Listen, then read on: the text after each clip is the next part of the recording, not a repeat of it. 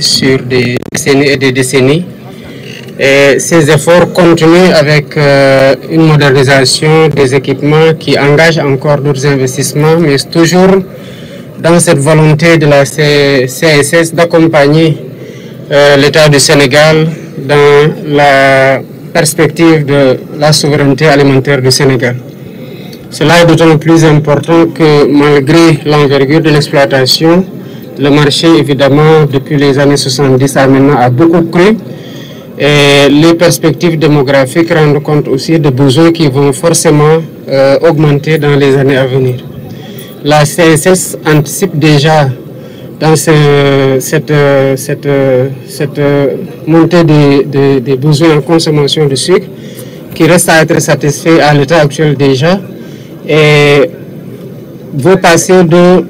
140 000 tonnes à 220 000 tonnes avec évidemment d'autres leviers qui sont activés pour davantage d'optimisation dans les process de production du sucre fini et qui font aussi, aidés par les aménagements hydro-agricoles et les nouvelles techniques pour aller vers une production toujours plus grande. Dans cette perspective, elle ne peut compter que sur l'accompagnement de l'État, puisque aujourd'hui nos objectifs et ceux de la CSS sont parfaitement alignés et orientés vers cet objectif stratégique et cette priorité pour nous qui est de satisfaire le marché national à partir de la production locale, évidemment en veillant à ce que les prix soient maîtrisés pour que le consommateur puisse évidemment se satisfaire du produit sénégalais produit à la CSS ici ou ailleurs.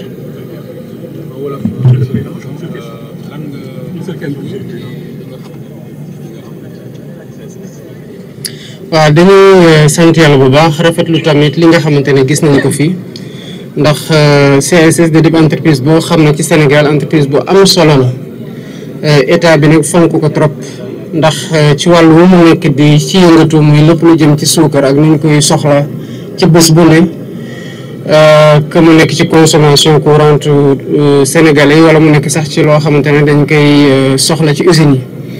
li ñu ciy rafetlu nag mooy au-delà du fait que CSS mu ngi def ay investissement yu am solo depuis bu ñu créé usine bi ba tey mu ngi am ay extension ba yaatal lu bare waaye tamit mu ngi moderniser système yëpp yi nga xamante ne agricole industriel yi nga xamante ne installé nañ ko fi. taxawul tamit investissement yooyu ñu ngi continuer tey CSS mu ngi produire 140 000 tonnes de sucre am na yéen a dem ba 220 000 tonnes de sucre. am na loo xamante ne jébal nañu ko di ko xaar ci nguur gi ci accompagnement ñi nga xamante ne ñoom laa sant liggéey bi ñu ngi ci xam naa bu ñu paree dinañ waxtaan ak waa CSS xool ci yan condition lañ ko mën a defee ba CSS gis ci boppam ba état du Sénégal gis ci boppam waaye surtout que population yi gis ci seen bopp mën a santé ne que bokk nañ ci projet bi CSS bi ci nu muy amee ambition développement gën a yaatu évidemment dañ ko accompagner ci loolu.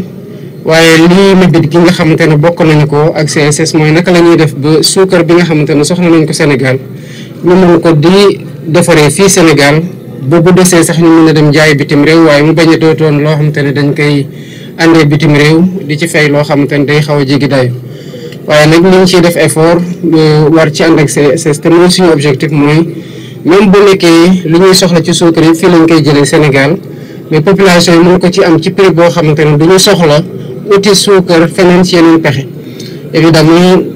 lépp loo xamante ne waxtaan la ci ak li nga xamante ne war nañ ko defandoo ak CSS nañ ci ànd ak ñoom am nañu yaakaar ne objectif autosuffisance alimentaire yi ñu am noonu ci wàllu suukar bi ak leneen dañ ci mën a ànd ak moom ba atteindre ko facilement ci domaine bu mu nekk.